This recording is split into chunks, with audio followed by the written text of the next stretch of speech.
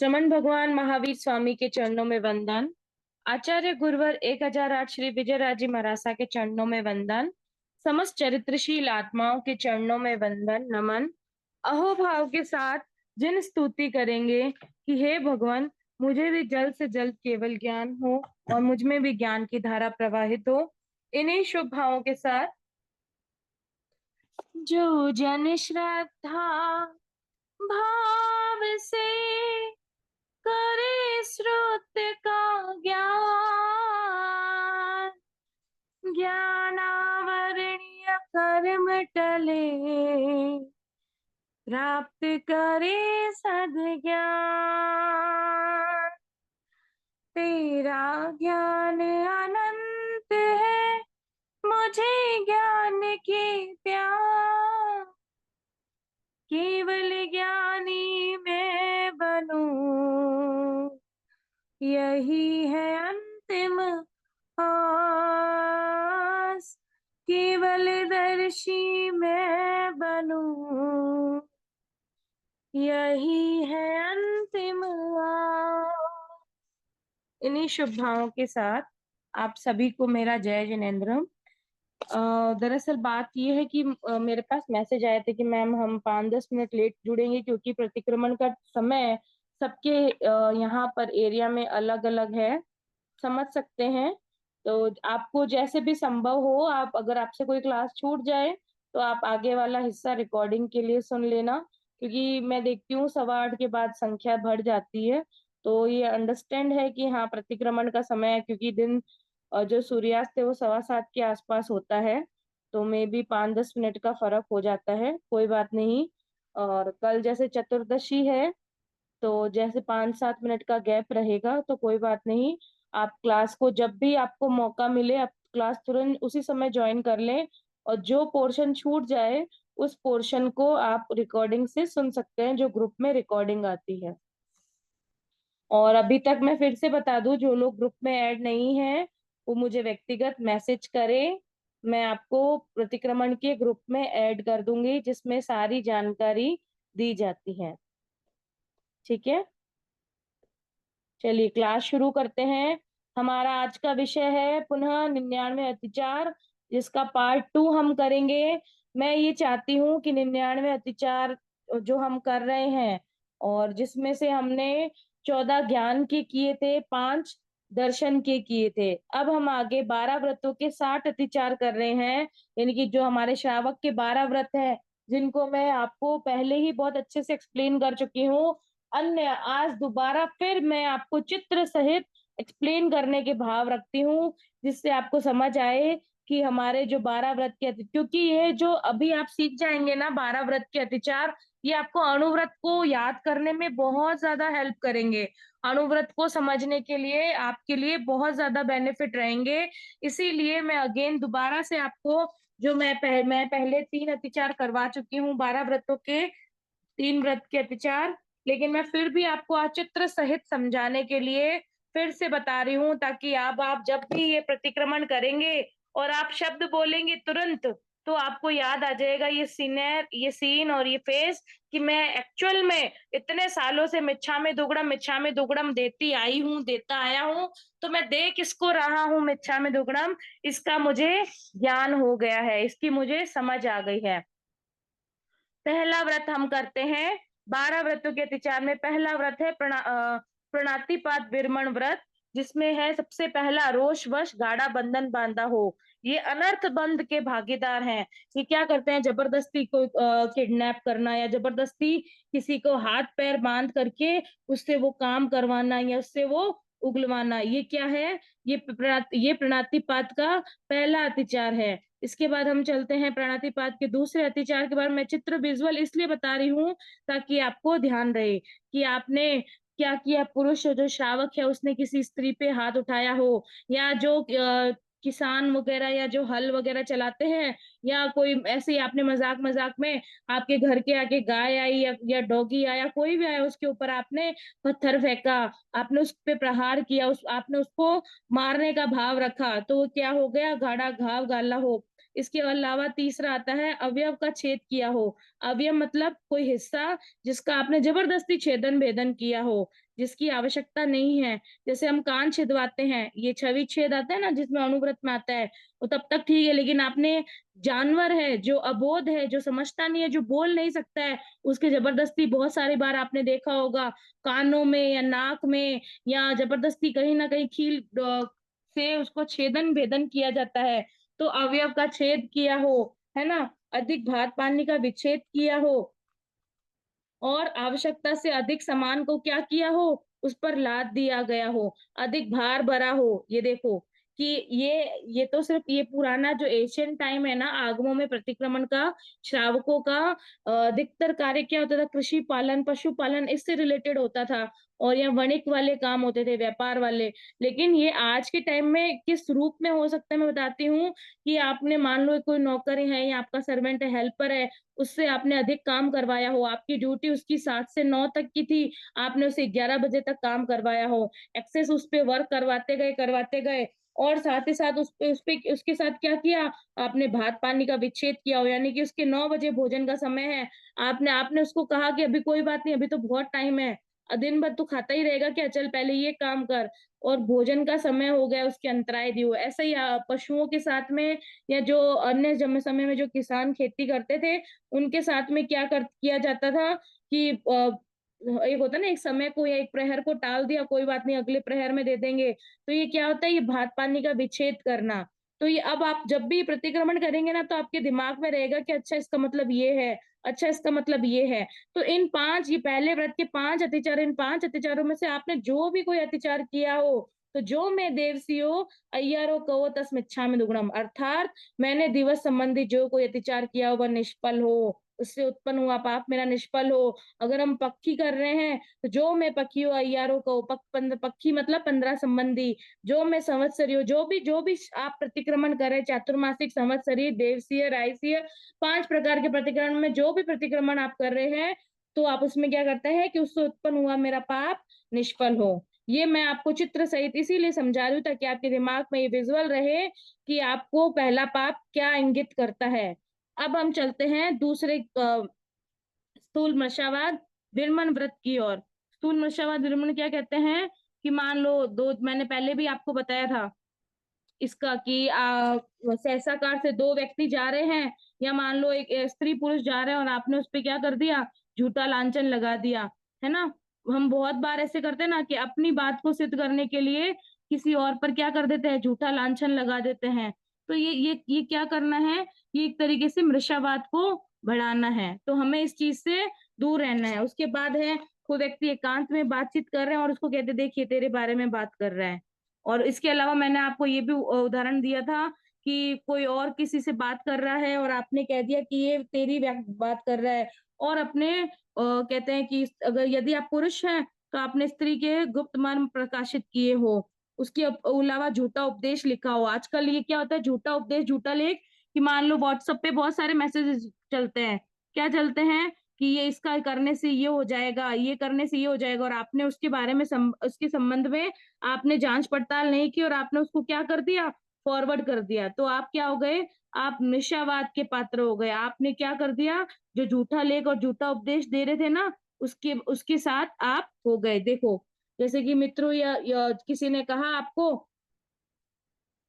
कि मित्र उचित अनुचित की बात छोड़ो, सीधा धन कमाओ। ये क्या कर दिया, ये झूठा उपदेश दे रहा है। ऐसे ही हम किसी को झूठी सलाह देते हैं ना कि ऐसा मत कर, ऐसा करने से कुछ नहीं होगा, तू यही कर ले, कोई बात नहीं, कोई कुछ नहीं देखता है, तू टैक्स की चोरी कर ले, तू ये कर ले, कोई कुछ नहीं कहता है। ये क्या हो गया, ये झूठा उपदेश दे रहा है। ये भी क्या है, एक तरीके से 12 व्रतों के अतिचार का मुख्य अंग है। जो मृषावाद है, अब मान लो झूठी गवाही दे दी, आपने झूठा लेख लिखवा दिया, किसी के जाली हस्ताक्षर करवा दिए, लो हो गई जाली वसीयत तैयार। ये चित्र विजुअल के लिए है कि ताकि आपको पता चले कि आप ये किस तरीके से स्थूल नशावाद के पाप में अतिचार गिने जाते हैं।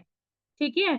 अब हम चलते हैं तीसरा तीसरा हमने किया था अददान विर्बण व्रत के बारे में, जिसके बारे में मैं बताना चाहती हूँ कि सबसे पहले चोर की चुराई वस्तु ली हो। मान लो आपने ब्लैक में, आजकल बहुत सारे लोग क्या करते हैं, ब्लैक में चीजें ले लेते हैं कि कोई बात नहीं, कम में आ रहा है, कोई दिक्कत नहीं है। चोरी का माल है, ला 5,000 का है, 2,000 में ले ली। तो आपने क्या किया, आपने चोर की चुराई हुई वस्तु ले ली। तो आपने ले ली तो उससे क्या हो गया, उसको हौसला बढ़ जाएगा और चीज और चोरी करने का और इस तरीके से गलत काम करने का। उसके अलावा क्या किया, आपने किसी को शरण दे दी। मान लो कुछ दिन कोई आपके यहाँ पे कोई छुपा है, जैसे आप पिक्चर में देख रहे हो, कुछ दिन मेरे यहाँ छिप जाओ, पुलिस तुम्हें ढूंढ रही है। तो आपने क्या कर दी, चोर को सहायता दे दी। क्या दे दी, चोर को सहायता दे दी। चोर की चुराई वस्तु ले ली। लाओ लाओ क्या लेके आए हो, सेठ ये चोरी का माल है, सस्ते में मिल रहा है, देख रहे हो विजुअल। तो ये आपको विजुअल दिमाग में रहेंगे कि ये सस्ते में मिल रहा है इसलिए मैं ले आया। और आपने, जो वणिक लोग होते हैं, बनिए लोग होते हैं, ब्याज में जिनको धन प्यारा होता है, वो रख लेते हैं। तो ये चोर की चुराई वस्तु ली और ये इस तरीके से चोर को सहायता दी कि कुछ दिन छिप जाओ, मेरे यहाँ पुलिस ढूंढ रही है।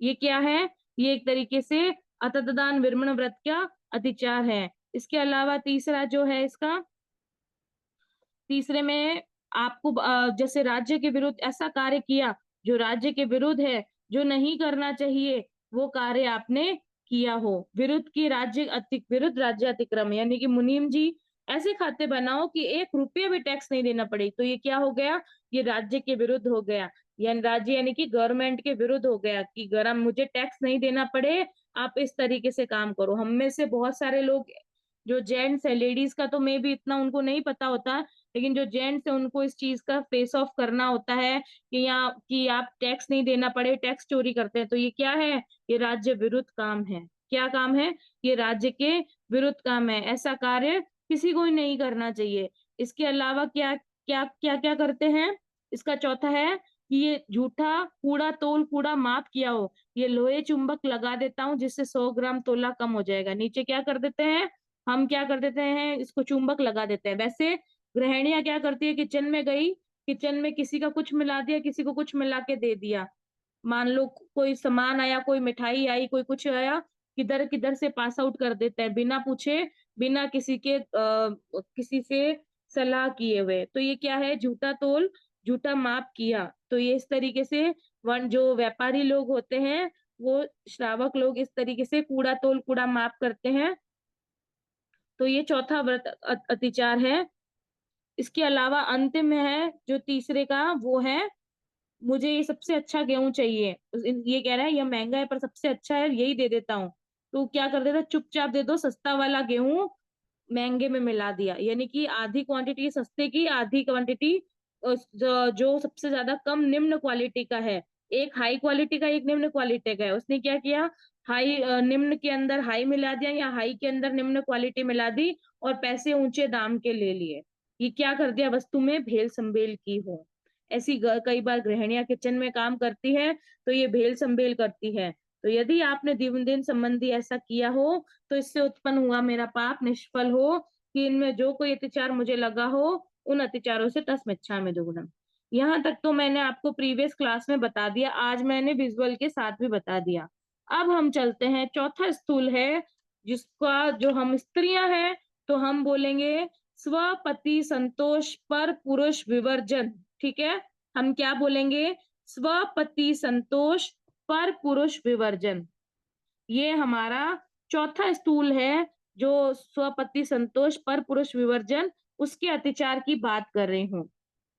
उसमें क्या क्या है, चौथा चौथा जो हमारा व्रत है उसमें क्या है, इतिर्य परिगैया से गमन किया होगा। इतिर्य परिगैया से मतलब है कि जो अपने से छोटी होती है ना, पहले क्या होती थी, छोटे अभी तो नहीं होती है, लेकिन जब ये पहले क्या होता था कि पुरुष छोटी उम्र में छोटी लेडी से शादी कर, जब मान लो 13 या 14 साल की लड़की हो, तो वो अबोध होती थी, है ना, उसको उतनी समझ नहीं होती थी।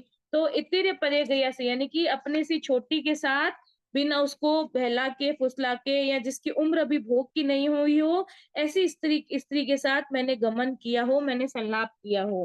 अपरिगैया मतलब इतरी परिगैया से गमन किया, अपरिगैया से गमन किया, यानी कि अपरिग्रहता के साथ गमन किया गया हो। जैसे यानी स्त्री होती है वो क्या बोलेगी, स्त्री बोलेगी इतरीय परिगैय, गैय बोली, गैया नहीं बोलेगी, आगे मात्रा हटा देगी। ठीक है, यानी कि जो थोड़े रूप में अपरिगैया मतलब जो थोड़े समय के लिए पति के रूप में जिसको मान लिया गया हो, या जिसके साथ सगाई होती है ना, आजकल प्री वेडिंग शूट होती है, आपने आजकल देखा होगा कि हमारे जैन समाज में ही कितनी प्री वेडिंग शूट्स के ऊपर कितने सारे केसेस होते हैं कि वो जाते हैं और वहां पे कौन क्या करता है किसी को कुछ नहीं पता है। तो मान लो कि उसकी आपकी सगाई हुई है, लेकिन चूंकि वो विवाहिता नहीं है, आपके साथ परिणीता नहीं है और उसके साथ आपने संलाप किया हो या गमन किया हो, तो आपको दोष आएगा।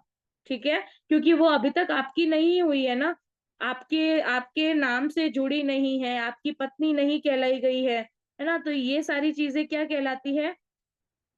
ये अपरिग्रह्य के रूप में कहलाती है। अनंग कीड़ा की हो, यानी कि जो नेचुरल चीज़ होती है, उसके अलावा किसी अन्य तरीके से संभोग करना, वो अनंग कीड़ा कहलाती है।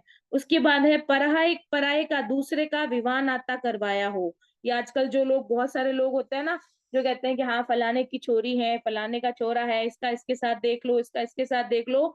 तो आप अपने परिवार, आप अपने भाई-बहन रिश्ते तब तक तो ठीक है, लेकिन आप दूसरे लोगों को, पराये लोगों का जिसका आपसे कोई लिंक नहीं होता, या सिर्फ एक हो सकता है कि आप मनोरंजन के लिए ये कार्य करते हो, तो ये कार्य आज ही छोड़ देवें। पराये का विवाह नाता करवाना, चौथा चौथा जो व्रत है, उसका अतिचार का चौथा हिस्सा है। हमें किसी की, आजकल वैसे भी पंचायती में पढ़ने का ज़माना नहीं है, और अगर आप ऐसा करते हैं, तो इस काम से पीछे हटने का प्रयास करें। इसके अलावा 5वां है, काम भोग की तीव्र अभिलाषा की हो। यानी कि कर नहीं रहे हैं, लेकिन आप उस चीज़ का वेट कर रहे हैं कि कब होगा, कब होगा, कब होगा। तो ये भी क्या है, ये चौथा स्थूल के अतिचार का दोष है। तो इस तरीके से मैंने आपको 4 व्रत के 4 पाँचों अतिचार, यानी कि टोटल मैंने आपको 16 बता चुकी हूँ आपको व्रतों के अतिचार। अब हम आगे चलते हैं 5वें व्रत की ओर। 5वां व्रत क्या कहता है, ये समझने का प्रयास करते हैं। मैं अभी आपको इसलिए इतना डिटेल में बता रही हूँ, ताकि मैं अनुव्रत के बताने के समय आप फ्री रहेंगे, आपको आती होगी चीज़ें, ठीक है? 5वां अनुव्रत क्या कहता है, 5वां परिग्रह प्रमाण व्रत क्या कहता है, 5वां स्थूल, वो ये कहता है कि ये खेत वस्तु का परिमाण अतिक्रमण किया हो, यानी कि मैं एक खेत तक तो कृषि भूमि की मर्यादा करता हूँ, लेकिन अगर मैंने 2 खेतों के ऊपर कर लिया, ये क्या परिग्रह प्रमाण व्रत क्या होता है, इसको समझने का प्रयास करना कि जो व्रत आपने ले रखे हैं, उनमें अतिक्रमण हो गया, यानी कि उनमें अनावश्यक रूप से आपने कोई गलत काम कर दिया हो, या आपने मर्यादा बढ़ा दी गई हो, या आपके ऊपर अतिक्रमण, यानी कि आपने 1 की मर्यादा की और आपने 2 कर दिए हो, उनके अतिचार, उनके दोष की आलोचना के लिए ये व्रत लगता है। जैसे कि आपने 2 किलो सोने की मर्यादा की है, ठीक है? लेकिन अब आपके पास 2 किलो 100 ग्राम सोना हो चुका है। कितना हो गया? 2 किलो 100 ग्राम। तो आपने उस 100 किलो जो सोना है एक्स्ट्रा, या मान लो 1 किलो 10 ग्राम की आपने मर्यादा की है और आपके पास 10 ग्राम भी एक्स्ट्रा हो गया, तो आपके ऊपर जो 10 ग्राम सोना एक्स्ट्रा हुआ, उसको आपने दान या उसको किसी आप अपने ही निमित्त रखा, तो वो आपके व्रत में अतिचार लग गया। परिग्रह परिमाण व्रत में अतिचार लग गया। तो इस चीज़ का विशेष ध्यान रखिएगा कि आपने जो व्रत लिए हैं, उनमें देखो, जो व्रत क्या है, हमारे हैं, ठीक है? और उसको लेते कौन है? हम ही हैं, और अतिचार भी क्या हुए? हमारे हुए। तो मैं इन अतिचारों से मुक्त भी तो हमें ही प्रयास करके होना पड़ेगा। वो कब होंगे हम? केवल मिच्छामि दुक्कडम देने से नहीं होंगे, जब हमें उन व्रतों पे लगे अतिचारों का पता होगा। तो ये आपके व्रतों का अतिचार में खेत वस्तु का यथा परिमाण किया हो, यानी कि मेरे 1 खेत की मर्यादा है और आपने गलती से 2-2 खेतों में, बाग में, बगीचों में आपने क्या किया, कृषि योग्य भूमि का आपने उसको यूज़ कर लिया। तो तुरंत आपको क्या करना है कि 1 खेत की मर्यादा की है, तो एक खेत के ऊपर अतिक्रमण लगा, तो उसकी आलोचना करना, ठीक है? ये हो गया खेत वस्तु का परिमाण अतिक्रमण किया हो। ये मैंने आपको पांचों व्रतों के जो अतिचार लगे हैं, 5वें व्रत के, वो बता रही हूँ। ठीक है? इसके बाद है हिरण्य सुवर्ण का परिमाण अतिक्रमण किया। जैसे अगेन सोने की, चांदी की, वस्तु की, मेरे 2 मकान के तक है। तीसरे 2 मकान के बाद मेरी मर्यादा है। इससे ज्यादा मैं मकान, दुकान नहीं रखूंगा। इससे ज्यादा मैं सोने चांदी की चीजें नहीं रखूंगा। मेरे इतने ही सोने का मेरे पास है, रखा हुआ है। इससे ज्यादा अगर मैंने यूज किया है साल भर में, तो मेरे को जो परिमाण अतिक्रमण लगा है, वो तस्मिच्छामि दुक्कडम। तुरंत आप, क्योंकि आप अब क्या है, व्रत में बंधे हो, तो आपको पता होगा, आपको नियम का पता होगा और इतना तो हमारे पास होता भी नहीं है, जितने ज़्यादा हम उसकी मर्यादा को मतलब लेते भी नहीं हैं, है ना? तो समय रहते इन सब चीज़ों की मर्यादा करना बहुत ज़रूरी है।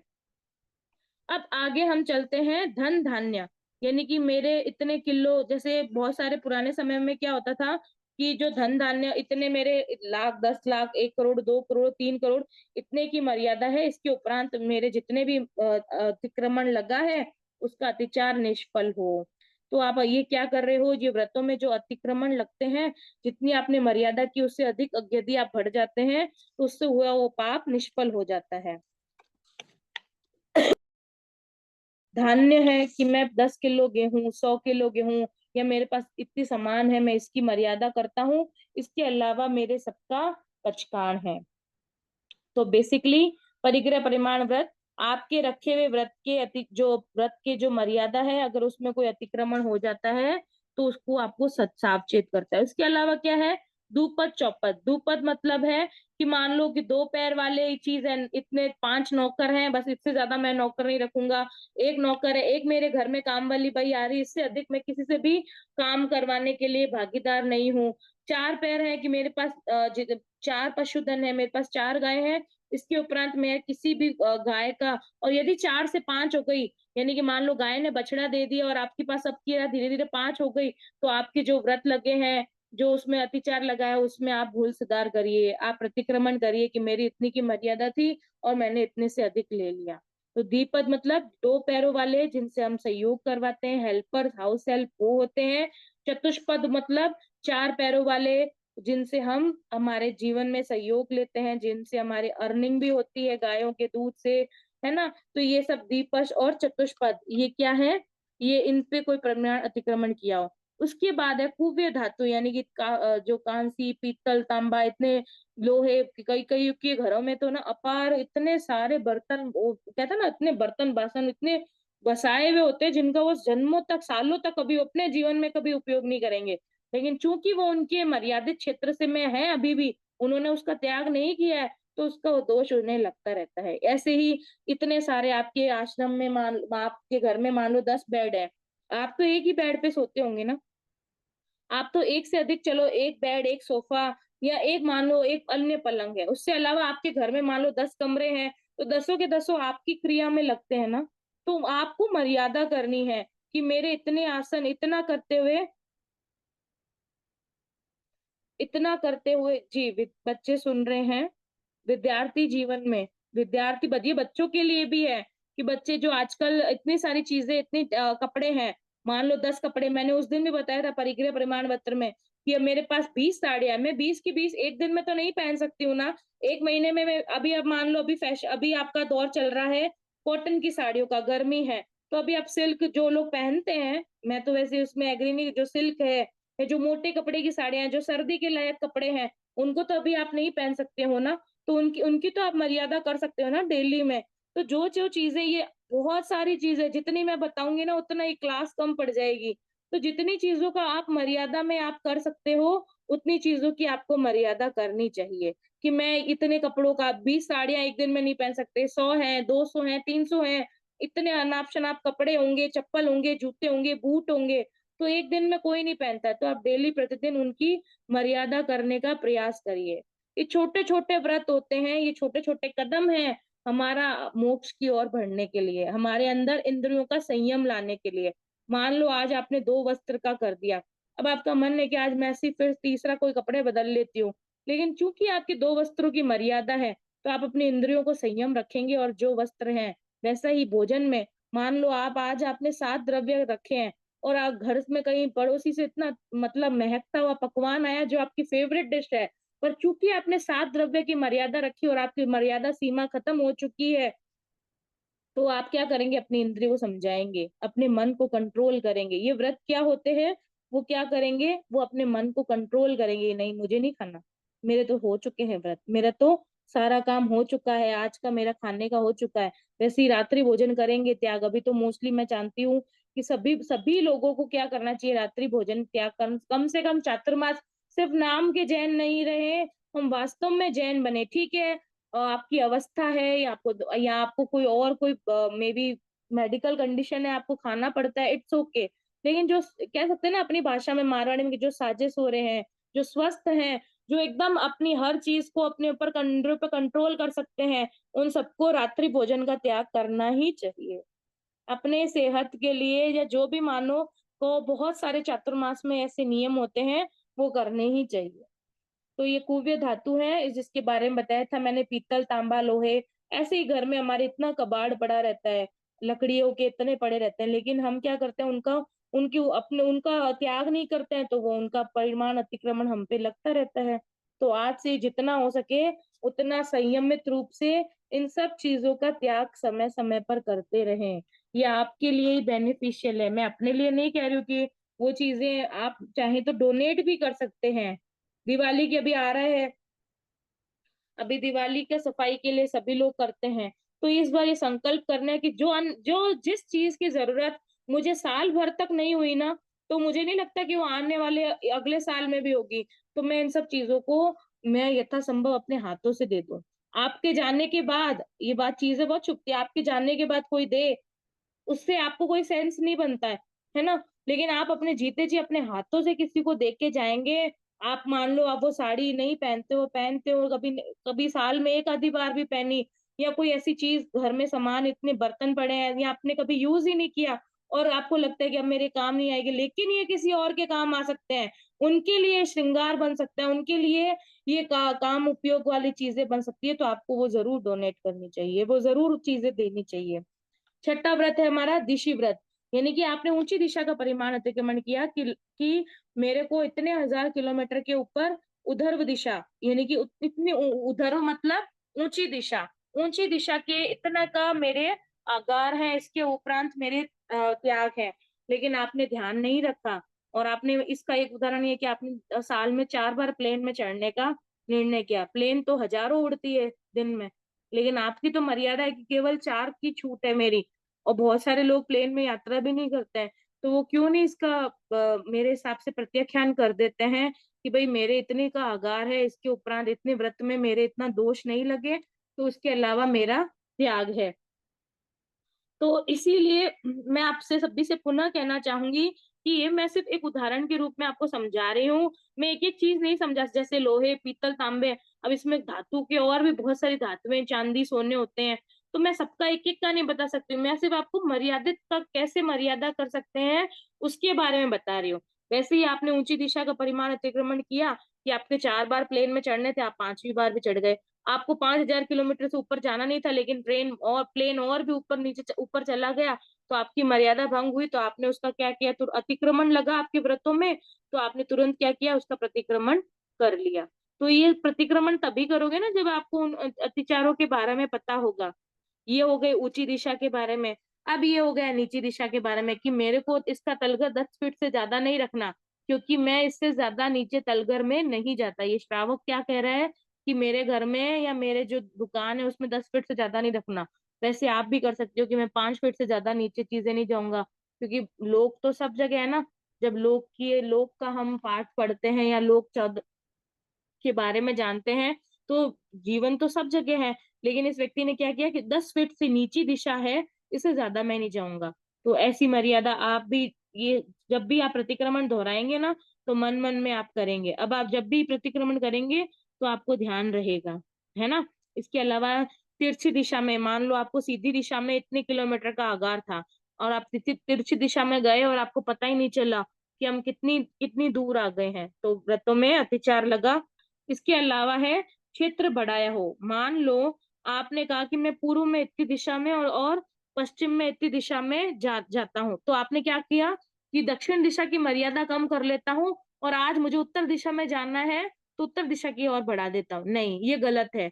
जितनी दिशा में जितनी चीज की मर्यादा की है, उतना ही आपको उस व्रत को ध्यान में रखते हुए करना है। यदि आपसे भूल हो गई है, क्षेत्र आगे चले गए हो, मान लो आपने 10 किलोमीटर उत्तर जाने का या 10 किलोमीटर दिशा का आपने रखा है, और आप गलती से 15 किलोमीटर चले गए हो, तो तुरंत आपने क्या कर दिया, उसकी आलोचना को, अपनी भूल को स्वीकार कर ली। और उसके अलावा इसका 5वां जो अतिचार है, ये है कि क्षेत्र का परिमाण भूल गया हो। मान लो मेरे आज का परिमाण है कि मैं, या मेरा जीवन भर का परिणाम है कि मैं भारत छोड़ के नहीं जाऊंगी। लेकिन अब देखो, अब मेरे मेरे हिसाब से आप लोग जितने लोग सुन रहे हैं, उसमें से मोस्टली बहुत कम लोग होंगे जो विदेश के लिए होंगे। तो क्यों, हम संसार में तो हैं, तो हमारे हमसे जुड़े हुए तो सभी है ना, हमारी क्रिया में तो सभी आते हैं। तो एक तो आप विदेश का अगर नहीं जाते हो तो विदेश का त्याग कर दो। भारत में आप मान लो राजस्थान में रहते हो तो मेरे राजस्थान में बाहर जाने का त्याग है। तो ये क्षेत्र की मर्यादा कर लो। और अगर आपने मान लो राजस्थान की मर्यादा की और आप एमपी बॉर्डर पर पहुंच गए, आप मध्य प्रदेश में पहुंच गए, तो आपने क्या कि क्षेत्र का परिमाण भूल जाने से संदेह पड़ा और इनमें मैं आगे बढ़ गया हूँ, तो क्या हो गया, तुरंत अतिचार लगा और उसकी आपने आलोचना कर ली।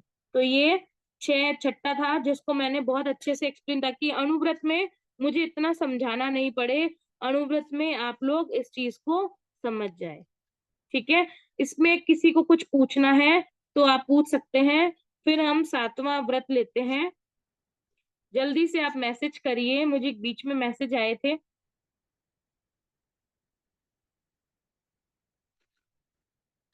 आप मैसेज कर दीजिए या हैंड रेस कर दीजिए, किसी को कुछ पूछना है इसमें से, ताकि मैं आगे बढ़ सकूं। यस, पलछिन जैन, बोलिए। मैं, आप मैसेज करिए, आपको क्या पूछना है। भावना जैन, ठीक है भावना जी, मैं आपको अनम्यूट करती हूँ, बोलिए।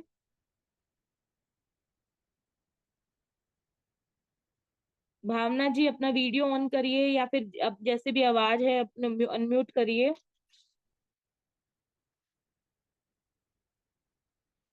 भावना जैन। बोलो बोलो। हाँ, जी बोलिए, बोलिए। मैं ऐसे पूछना चाहती थी कि आपने बताया कि जैसे खेत वस्तु का परिमाण के बारे में, तो एक से ज्यादा अगर खेत है और वहां पे हम लोग काम नहीं कर रहे हैं, फिर भी हम करवा रहे हैं, तो उसमें हमें क्या दोष लग गया? आपने क्या किया, आपने एक खेत या दो खेत का रखा है, इसके अलावा अगर यदि आपने मर्यादा नहीं रखी है, तो आप उसकी, अगर आप उस पे काम नहीं कर रहे हो तो आप उसकी मर्यादा कर सकते हो कि एक खेत का मेरे अगारे है, इतनी इतनी बीघा भूमि का मैं इस पे काम कर सकता हूँ, इसके अलावा जितनी भी है उसका मेरे त्याग है, या उससे मेरा कोई रोल नहीं है उसमें। ठीक है। पलछिन जी मैं आपको कर रही हूँ, उसके बाद किसी अन्य को कुछ पूछना है, क्योंकि है ना, ऐसा समय रहते जितना हो पाता है उसी हिसाब से हम देखते हैं। पलछिन जी मैं आपको अनम्यूट कर रही हूँ, और यदि आप चाहें तो जय अपनी बात। जिनेंद्र मैम। जी मैम मुझे ये बोलिए। पूछना था कि मैम ये जो ट्रीज होते हैं, ट्रीज से अपन को ऑक्सीजन मिलती है, तो ट्रीज भी हम्म, तो लगाना इम्पोर्टेंट है। और मैम जैनिज्म में तो मैम हरी चीजों के लिए काया की हिंसा होती है, तो मैम। ठीक है, आपका प्रश्न सही है, वनस्पति काय होते हैं। ठीक है, 6 काय में से एक वनस्पति काय होते हैं। ट्रीज से हमें ऑक्सीजन मिलती है। और ऐसी बहुत सारी चीज है जो हम आज 15 कर्मदान करते हैं ना, जो श्रावक श्राविका के जानने योग्य हैं किंतु करने योग्य नहीं है, उसके बारे में अभी आज हम चर्चा करेंगे। तो ट्रीज मान लो, ठीक है, हमें ऑक्सीजन देते हैं, मैं समझ गई हूँ। लेकिन ट्रीज लगाने से, आजकल तो खैर जैनिज्म में भी काफी सारे जीव दया में ट्रीज का भी प्रोग्राम शुरू कर दिया है। लेकिन ट्रीज को काटना मतलब ज्यादा उसमें बताया गया है, मुझे मेरे ध्यान में नहीं है कि उगाने में उसको इतना बोला। हाँ देखो, काई वगैरह है, या इन सब पे, जैसे भी बरसात का मौसम है, इस समय क्या रहती है कि पेड़ों का उगना या पेड़ों पे हरी पत्तियों का, इनका त्याग बताया गया है। पेड़ को लगाने से संबंधित ऐसी कोई है चर्चा, वो मेरे ध्यान में नहीं है। हिंसा का कारण नहीं है ट्रीज तो। एक हम कहते हैं ना कि हम जानबूझ के नहीं वो चीज करते, वो कर्मदान, जैसे अभी अब मैं समझाऊंगी कर्मादान, जो जानना चाहिए हमें, लेकिन वो आचरण में नहीं करना, क्योंकि ऐसे बहुत सारे कार्य होते हैं जो हम पैसे दे के भी करवा सकते हैं, या हम किसी को कह सकते हैं। 15 कर्मदान जो हम जानेंगे अभी, उसमें आएगा कि जैसे इंगालकम में है, उसमें ऐसे कौन कौन से कार्य, अब वैसे कार्य जैसे इंगालकम में क्या होता है, सोनार होते हैं, लोहार होते हैं, वो कार्य क्या है, हमारे जैनिज्म में भी काफी लोग करते हैं। तो उनमें उस उतनी चीज की मर्यादा रख के कैसे हम बाकी के इंगाल कम से बच सकते हैं, वो जानने के लिए है। ट्रीज का तो मैं मैम भी एक मानती हूँ ऑक्सीजन। जी। और सवाल था मैम। हाँ। जैसे आपने बोला कि गायों को अपन को नहीं पालना चाहिए। नहीं, ऐसा नहीं है। मैंने कहा कि गायों को क्यों नहीं पालना चाहिए। अभी अभी ये सब धन चल रहा है, पशुधन होते थे पहले, उनकी मर्यादा करनी चाहिए।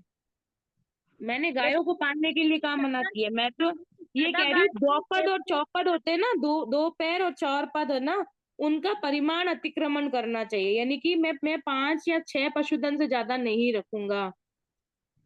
लेकिन जितने ज्यादा पशु की अपन सेवा कर सके उतना तो पुण्य ही मिलेगा ना।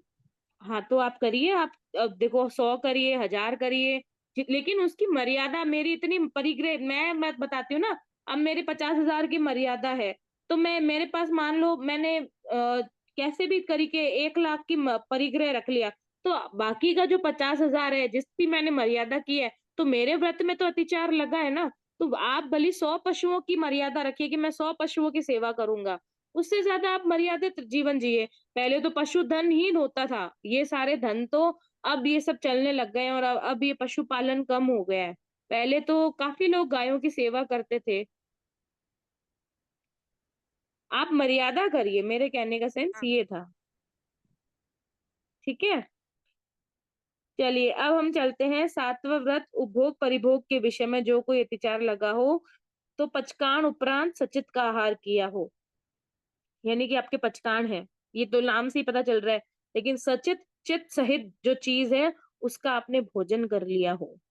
कि आपके पचकान है। पचकान की अंगूठी कितने लोग पहनते हैं?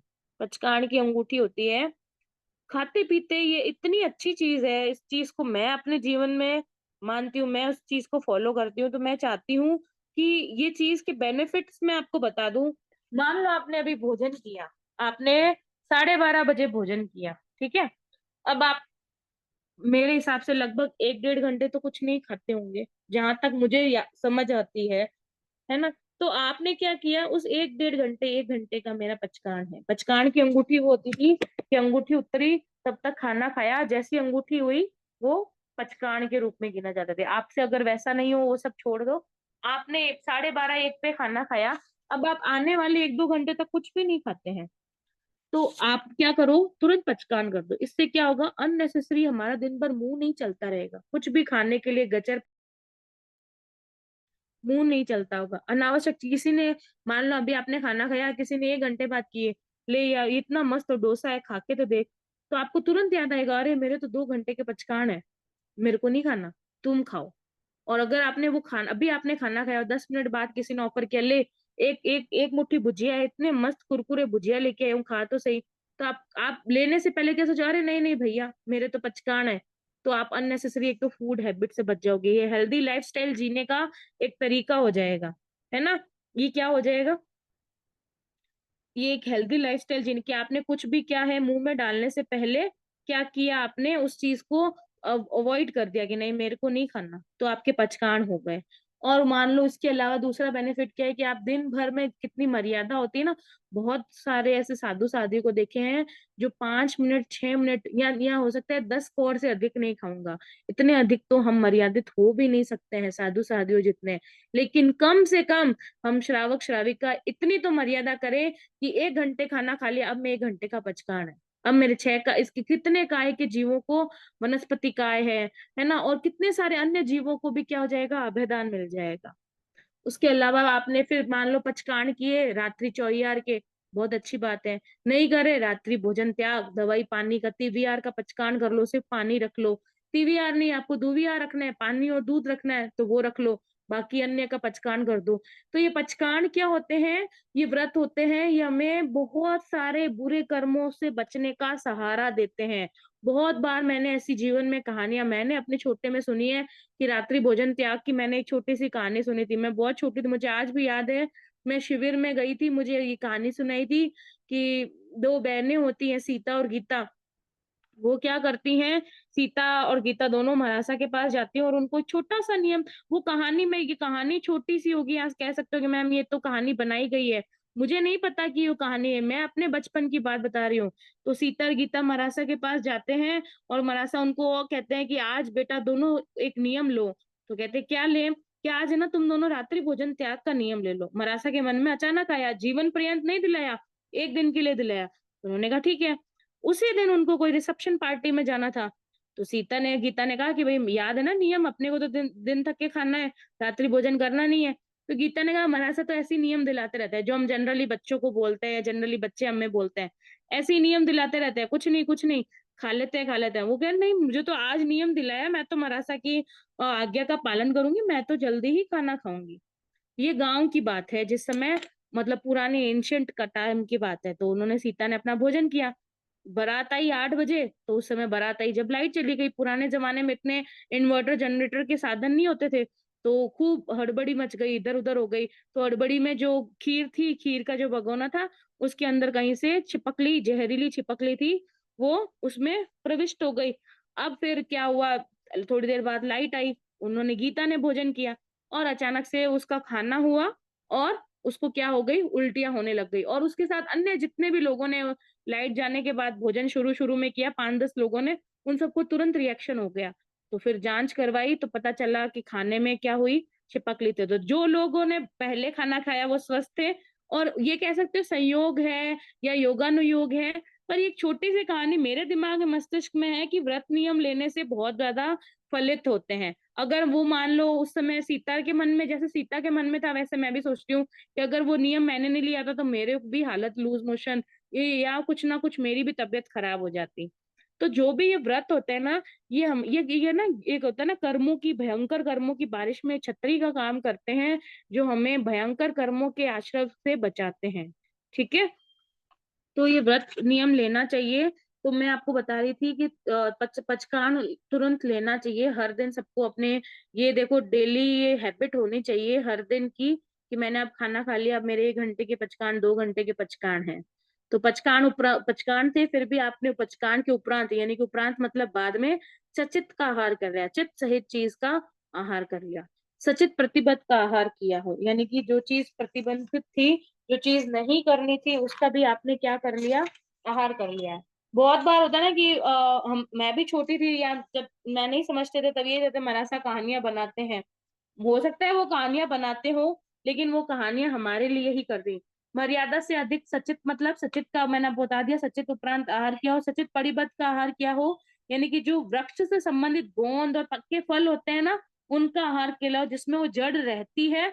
जैसे कभी कभी लोग आजकल अंजीर को बताते हैं, मुझे नहीं पता कि ये कोई फ्रूट्स, जो गीली अंजीर होती है ना, उसमें बताते हैं, जिसमें वृक्ष आदि के अभी भी अंश रहता है, वो जो प्रतिबंधित होती है, वैसा आहार किया हो। अपक्व आहार किया हो, यानी कि मान लो आपने सब्जी बना ली और वो ऊपर से धनिया पत्ती डाल दी और बंद कर दी, है ना, तो क्या हो गई, वो पकी नहीं ना धनिया पत्ती गैस की आंच में, तो वो अपक्व है। वो क्या है, अपक्व है, अग्नि से बिना पक्की वस्तु का आहार किया। जो कच्चे सैंडविच और लोग खाते हैं ना ब्रेड वगैरह में खीरा टमाटर डाल के, वो अपक्व आहार है। उसके बाद है दुष्पक्व आहार किया हो, यानी कि अध पक्की वस्तु है। मान लो आजकल जो पिज्जा और लोग खाते हैं, आधा कच्चा होता है, सिका हुआ नहीं होता है, ऐसा आहार आपने कर दिया हो। ठीक है। उसके अलावा तो चौषधी वो होती है जिसमें मतलब कह सकते हो कि जैसे मान लो खान फेंकने की चीज ज्यादा हो, मान लो सीताफल है, उसमें खाने की कितनी चीज कम है ना, लेकिन ज्यादा से ज्यादा क्या, उसके छिलका, उसका कचरा, जैसे लीची है, लीची में भी क्या छिलका, उसका पल्प तो थोड़ा सा ही होता है ना। मतलब सबसे बेस्ट उदाहरण तो आप इसका सीताफल से समझो, तुचौषधी का, कि उसमें क्या रहता है, जो तो खाने का हिस्सा होता है ना, बहुत थोड़ा सा होता है, लेकिन फेंकने का हिस्सा बहुत ज्यादा होता है। ऐसा मैंने यदि कोई आहार किया हो, या अगर ऐसा भाग मैंने अगर भक्षण किया हो, तो उससे उत्पन्न हुआ पाप मेरा निष्फल हो, है ना। तो ये चीजें ध्यान रखना कि ये सारी चीजें क्या होती है, ये अभी हमें समझ नहीं आती है कि ये पचकान वाला जो मैंने आज बताया, आप कल से अगर हो सके तो आप इसको इसको करके करने की कोशिश करना, ये आपको बहुत ज्यादा हेल्प करेंगे। इसमें से सीताफल, गन्ना, गंडेरी, बहुत सारे ऐसे होते हैं जो औषधि में आते हैं।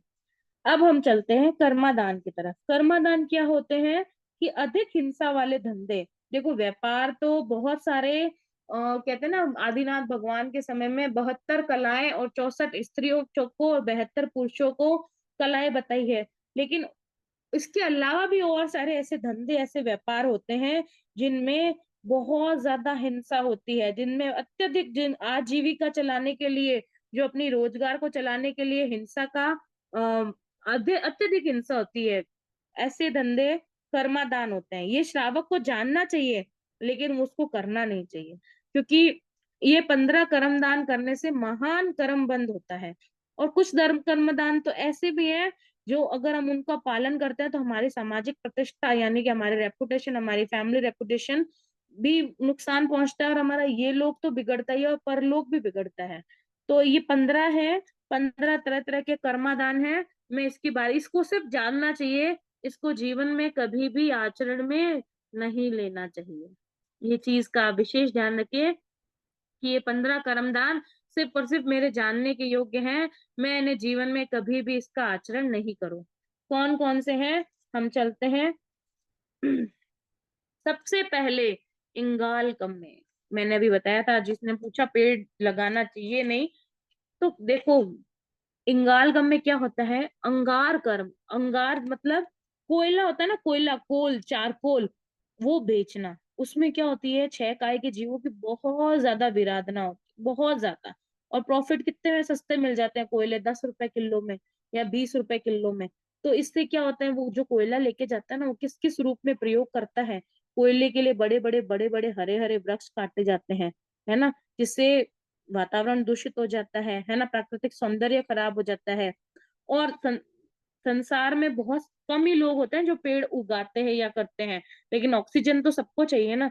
और पेड़ हमारी ऑक्सीजन ऑक्सीजन को ऑक्सीजन देकर, कार्बन डाइऑक्साइड लेकर, और हमें क्या करता है, जीवित रहने के लिए हमारे लिए उपकारी है। तो ऐसे उपकारी वृक्षों को काटना क्या अच्छी बात है? नहीं।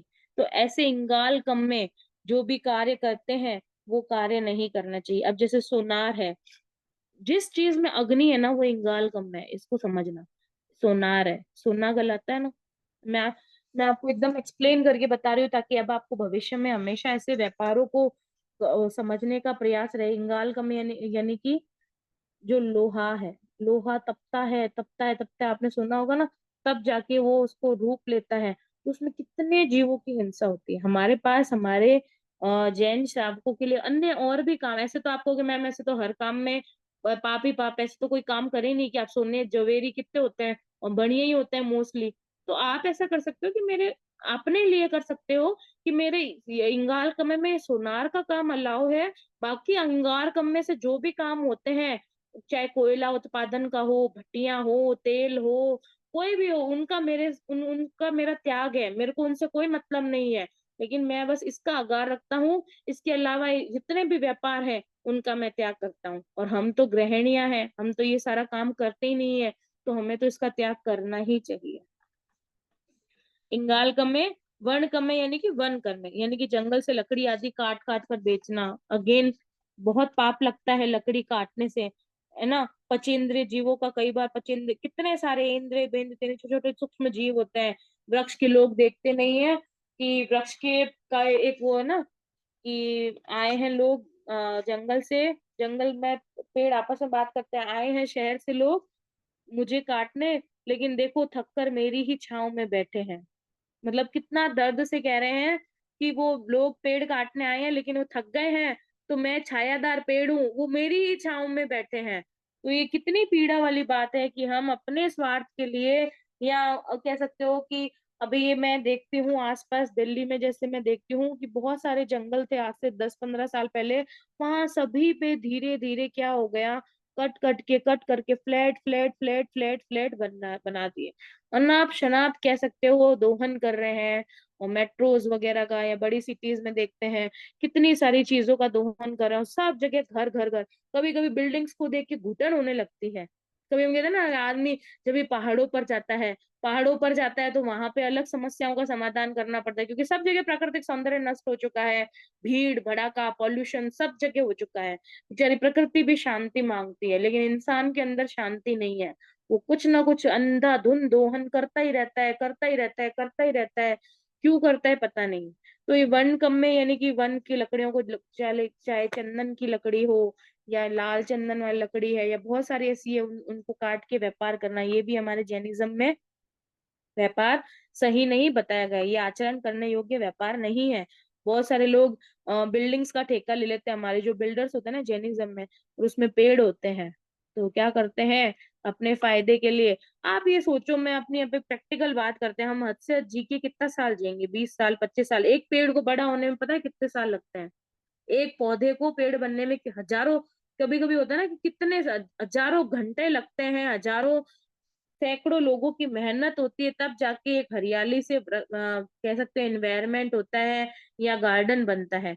और हम अपने स्वार्थ के लिए, थोड़े से जीने के लिए कितने सारे अनंत जीवों का, कर्मों का बंद करते रहते हैं।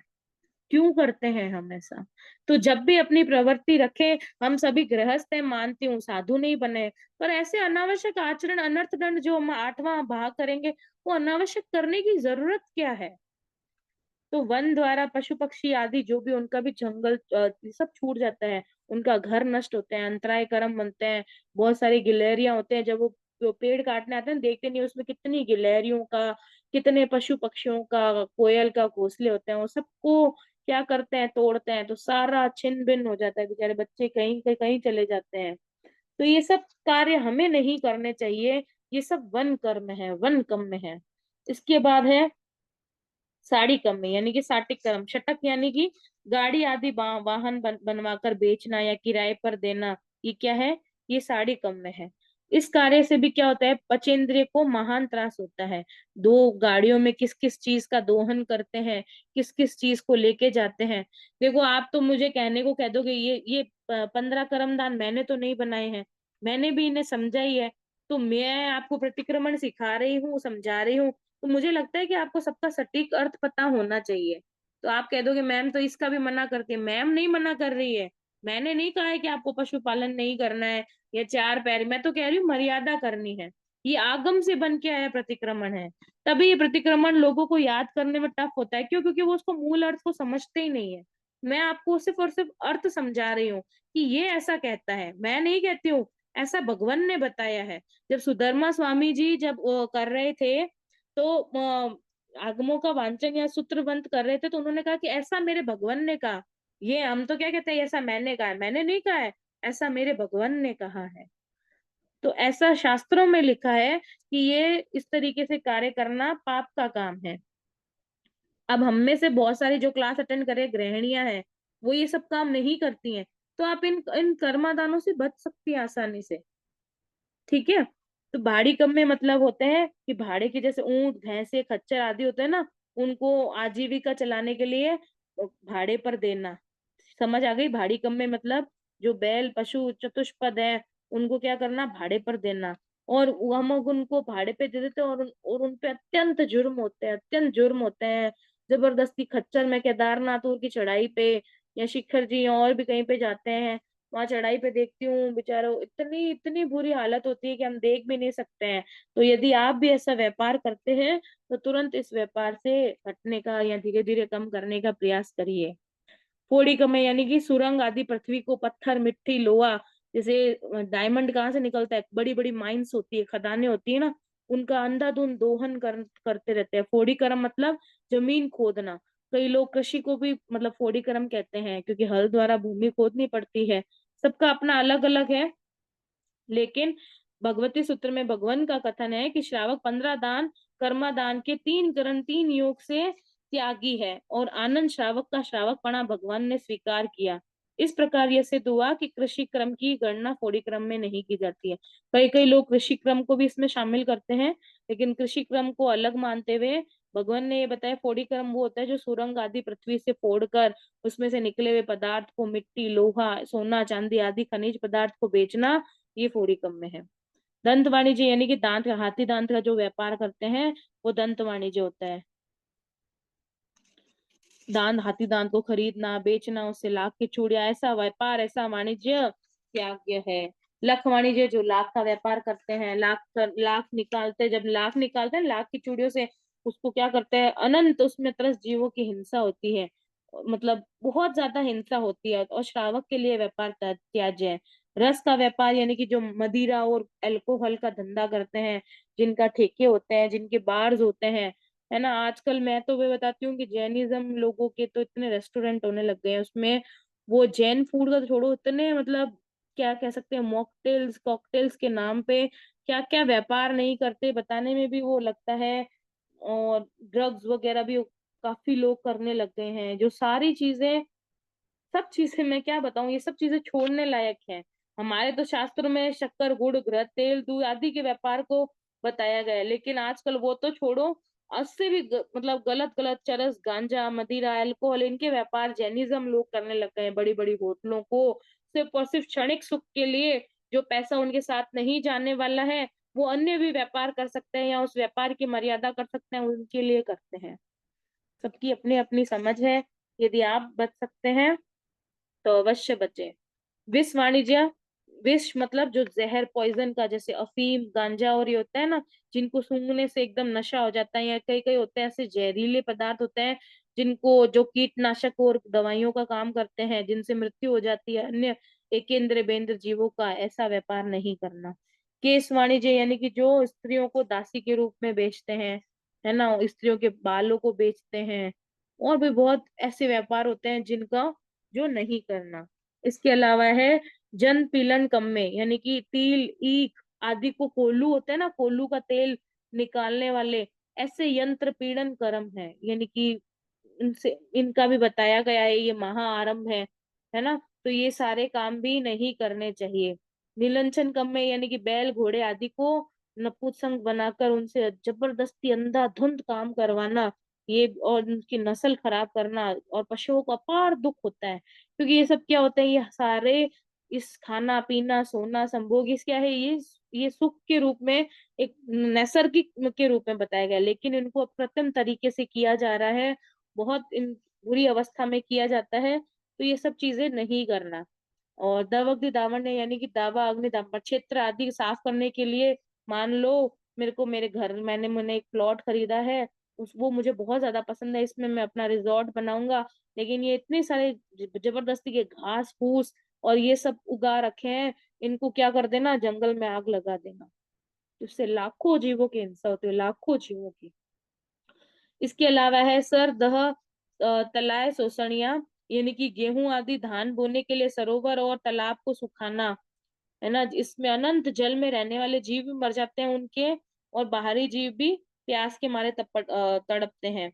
इसके बाद है असह्य जन पोषण, या दुष्चरित्र स्त्रियों का पोषण कर, यानी कि वेश्यावृत्ति और ऐसा करना, और उसको बेचना करना, ऐसी काम जो नहीं करने चाहिए। ये इस प्रकार के 15 धंधे हैं, 15 कर्मादान है, जो पापूर्ण है, निषिद्ध है, और श्रावकों के लिए सर्वथा त्याज्य है। मुझे उम्मीद है कि आपको 15 कर्मादान समझ आ गए होंगे। यदि किसी को कुछ पूछना है तो आज पूछ लीजिए। कल 14 से हो सकता है 5-10 मिनट आप लोग, मैं तो प्रयास करूंगी। यहाँ पे 7-10 तक सूर्यास्त हो जाता है, तो मैं 8 बजे तक हो जाता है मेरी समाइक में। अगर आपको 5-7 मिनट लेट हो तो इट्स ओके, कोई बात नहीं, आप अपना प्रतिक्रमण अवश्य करें। लेकिन अब जब भी आप प्रतिक्रमण करेंगे तो आपको अर्थ पता होगा। कितने लोग ये मानते हैं कि आपको अब अर्थ पता होगा, वो हैंड रेस करें या मैसेज करें कि हाँ हमें पता होगा अब अर्थ। 12 व्रतों के अतिचार में कम से कम मुझे समझ आए कि कितने लोगों को मेरी बात समझ आ रही है। आप लोग मैसेज में जरूर लिखें कि अब जब भी आप करेंगे तो आपको इनका अर्थ समझ आएगा। बिल्कुल, बहुत सारे लोग और अपने अपने हिसाब से रिएक्ट कर रहे हैं। बहुत अच्छी बात है, जिन्हें जिन्हें समझ आएगा अब, बहुत ही अच्छी बात है। बिल्कुल,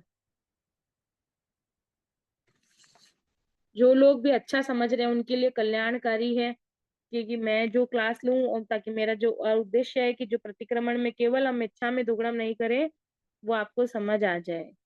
अब जब भी करें तो ये ध्यान रहे कि अरे आज मैंने गलती से उसके ऊपर झूठा लांछन लगा दिया था, अरे वो तो थी नहीं, तुरंत मैंने सहसाकार से किसी का किया, अरे मैंने अपने पति का या अपने किसी का मर्म भेद प्रकाशित कर दिया, सास की ननद से ले ली चुगली, अरे नहीं करना चाहिए था मुझे ये सब।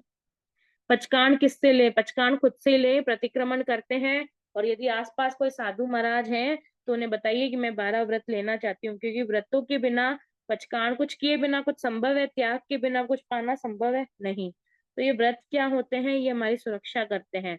यदि आसपास कोई नहीं है तो पंच परमेष्ठी की साक्षी में ये व्रत लेने का प्रयास करें, ये मर्यादा अवश्य करें जीवन में कि मेरे इतने के आगार हैं, इतने के नहीं। कल मैं बता रही थी प्रतियोगिता के बारे में, एक प्रतियोगिता करने का है आगामी हफ्ते में। अगला इससे अगला जो वीक आएगा वो प्रतियोगिता होगी। अभी से ही आप तैयारी शुरू कर देना। वो प्रतियोगिता होगी। जो लोग कर पाए अच्छी बात है, जो लोग नहीं कर पाए उनको समझ आ जाना भी अपने आप में एक अच्छी बात है। उनके लिए ये प्रतियोगिता रहेगी कि जो मैं 99 अतिचार करवा दूंगी पूरे। संभवतः मैं जैसे आज अब मेरे 8, 9, 10, 11, 12 एक तो ये रहे हैं, उसके अलावा संलेखना के 5 अतिचार रहे हैं, तो लगभग लगभग पूरे हो जाने चाहिए। 15 कर्मदान मैंने आपको बता दिए। तो मैं फिर कल आपको अच्छे से एक्सप्लेन करूंगी, क्योंकि फिर अभी आपको समझ नहीं आएगा, समय भी हो चुका है। बहुत अच्छी बात है मीनाक्षी बच्चा जी, मीनिंग क्लियर हुआ है। बिल्कुल 15 कर्मादान के आप पचकान ले सकते हैं, कोई दिक्कत नहीं है। पचकान आप अपने आप से ही कर सकते हैं। प्रतिक्रमण करते हैं तो उस समय तो आलोचना करिए ही करिए। जी संगीता जी बोलिए।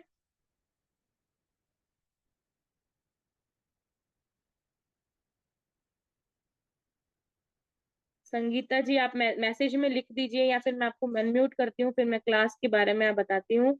मैंने आपको अनम्यूट किया, बोलिए। किसी का कोई भी डाउट हो क्लास के बाद भी तो मुझे मैसेज करके पूछ सकते हैं, मैं वैसे सबको ही जवाब देती हूँ। और आप लोगों से निवेदन है, यदि आप प्रतिक्रमण ग्रुप में, जी संगीता जी, प्रतिक्रमण ग्रुप जय में जुड़ जिनेंद्र जाइए। दीदी। जय जिनेन्द्र।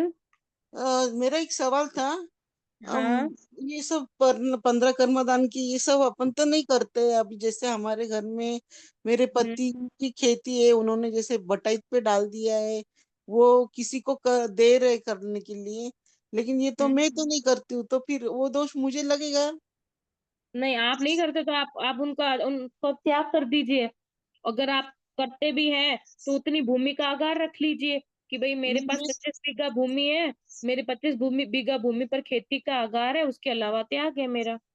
मैं तो कोई खेती करती नहीं, कोई पेड़ पौधे लगाती नहीं, कुछ नहीं करती हूँ ये सब चीजें। तो आप कर सकते हैं। मैं फिर भी बता देती हूँ। पचकान की अंगूठी कौन सी मैं बताऊं। मैंने पेड़ पौधे लगाने के लिए मना नहीं किया है, ना मैंने आपको पशुधन के लिए मना किया है। मैं सिर्फ मर्यादा करने के लिए बता रही हूँ। मुझे लग रहा है कि लोगों में कंफ्यूजन ना हो, तो ये दीदी, मर्यादा है। दोपल शब्द का परिमाण अतिक्रमण, यानी कि मैंने चार रखे हैं कि मैं 4 गायें रखती हूँ। अगर मैं गलती से 2 गायें एक्स्ट्रा ले आई तो मेरे परिमाण अतिक्रमण हो गया। कितनी गायों का? 2 का। तो वो मैं उसको ठीक करूं और उसके लगा अत्याचार वो मेरा पाप निष्फल हो। और मैंने पेड़ पौधों का किसी के लिए, मैंने कहा पेड़ पौधों की कटाई नहीं नहीं करनी नहीं चाहिए। नहीं, वो सवाल नहीं था। नहीं, मैं हाँ। करती नहीं हूँ, पेड़ पौधे लगाती नहीं हूँ। घर में हम लोग रहते तो मैं लगाती नहीं हूँ, क्योंकि वो हम्म। लगाते तो फिर उसके जीव उत्पन्न होते, वो सब होता तो हिंसा की वो ये लगता है, इसलिए मैं तो वो लगाती नहीं हूँ। लेकिन बाहर ऐसे कोई वो लगा सकते हैं क्या बाहर? वो मैं आप तो नहीं देखो, लगाती पेड़ आपकी पौधे विवेक में। पे है। आप जो काम आप नहीं करते ना, देखिए हम सब अलग हैं। मैं अलग हूँ, मेरे पति अलग है, मेरे बच्चे अलग हैं, सब अलग हैं। मैं सबको सही का बता सकती हूँ, है ना। हाँ, आप मैं ये करती सोचो नहीं कि तो मैं हाँ पचका ले आप, सकती मैं हूँ। नहीं करती हूँ मेरे त्याग है। मान लो आज मैंने रात्रि भोजन का, मेरा त्याग है। अब मेरे बच्चे कर रहे हैं तो भाई वो उनका इंडिविजुअल है ना। तो वैसे हाँ ही जी। आप इस चीज को अपना लीजिए कि भाई मैं तो नहीं करती हूँ, ये करते हैं अपनी आजीविका के लिए। तो भाई है, और धीरे धीरे आप उनको भी समझाइए कि जितना हो सके, अगर इस चीज को अगर आप इस तरीके से कर रहे हैं तो आप मर्यादा कर लीजिए कि मैं खेती करता हूँ सिर्फ खेत में रहूं, या अन्य इंगाल कम्मे के जो लोहार सोनार के काम नहीं करते उनका त्याग कर दो, हाँ हाँ, है ना।